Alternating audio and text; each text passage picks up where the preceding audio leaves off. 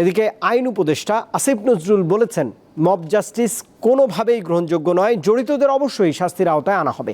আজ সাংবাদিকদের তিনি একথা বলেছেন। অন্তর্বর্তীকালীন সরকার গঠিত ৬টি সংস্কার কমিশন ১ অক্টোবর থেকেই আনুষ্ঠানিকভাবে কাজ শুরু করবেন বলেও জানিয়েছেন এই উপদেষ্টা। বৃহস্পতিবার অন্তর্বর্তী সরকার গঠিত ৬টি সংস্কার কমিশনের প্রধানরা বৈঠক করেন। উপস্থিত ছিলেন আইন উপদেষ্টা আসিফ নজরুল। সন্ধ্যায় রাজধানীর ফরেন সার্ভিস একাডেমিতে সাংবাদিকদের ব্রিফ করেন তিনি। জানান, আগামী মাসের শুরু থেকে এসব কমিশন আনুষ্ঠানিকভাবে কাজ শুরু করবে। 1 অক্টোবরের মধ্যে কাজ শুরু করবে এবং আমরা আশা করছি ওনারা 31 ডিসেম্বরের মধ্যে একটা রিপোর্ট আমাদের জমা দিবেন এবং বাংলাদেশে যেন কোনোদিন আর কখনো ফ্যাসিবাদী শাসন ব্যবস্থা জাঁকিয়ে উঠতে না পারে সেই সম্ভাবনা রোধ করার লক্ষ্যে কী সংস্কার করা প্রয়োজন, জনগণের মালিকানা প্রতিষ্ঠা করার জন্য জনগণের সকল সেকশনের সাথে আলাপ করব। প্লাস আপনাকে বলেছি রাজনৈতিক দলগুলোর সাথে আলাপ করব। ওই কমিশনগুলো ঠিক ওইভাবে আলাপ করে নাই। আমরা একটা জনগণের মালিকানা প্রতিষ্ঠা করতে চাই।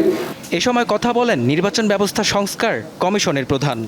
আমাদের রিপোর্টের মধ্যে কি আশা করছেন ওনারা, আমাদের উপদেষ্টা পরিষদ এবং প্রধান উপদেষ্টা যে তিনি ঘোষণা করলেন কি আশা করছেন, এইসব বিষয় নিয়ে আলোচনা হলো।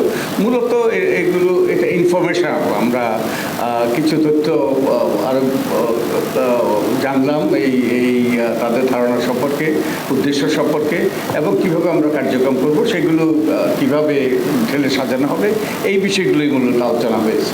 পরে সাংবাদিকদের বিভিন্ন প্রশ্নের জবাব দেন আইন উপদেষ্টা। উঠে আসে মব জাস্টিসের বিষয়। আমরা বাংলাদেশে ক্লিয়ারলি বলতে চাই, এখানে কোনো রকম মব জাস্টিস, কোনো রকম আইন নিজের হাতে তুলে নেওয়া, গণপিটুনি দেওয়া, এগুলি কোনোভাবেই অ্যাকসেপ্ট করা হবে না। বিচার বহির্ভূত হত্যাকাণ্ড কোনোভাবেই অ্যাকসেপ্ট করা হবে না। ভারতে অবস্থানরত সাবেক প্রধানমন্ত্রী শেখ হাসিনাকে ফিরিয়ে আনার উদ্যোগ নেওয়া হবে কিনা তারও জবাব দেন আইন উপদেষ্টা।